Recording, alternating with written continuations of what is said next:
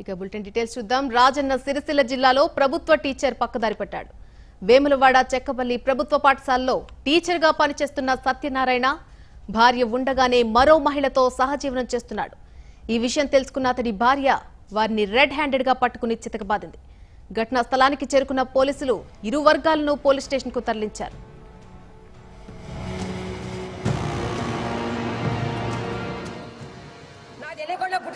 పెళ్లి చేసుకున్నాడు సార్. దాన్ని పెళ్లి చేసుకుని ఇప్పుడు 10 రోజులు అయ్యి సార్ ఇంటికి వస్తలేదు మొత్తానికి. నిన్న స్కూల్లో నేను ఫోన్ చేస్తే నేను స్కూల్లో ఉన్నా అని చెప్పిండు. స్కూల్ నుంచి ఇంటికి వస్తా పద్మ అని చెప్పి ఇంటి ఇంటికే వచ్చేసిండు. ఇవాళ కూడా ఫోన్ చేసి వస్తానని చెప్పిండు. నేను వీళ్ళందరినీ తీసుకొని ఇప్పుడు అటాక్ చేసినా సార్. నేను నా భర్త నాకు కావాలి.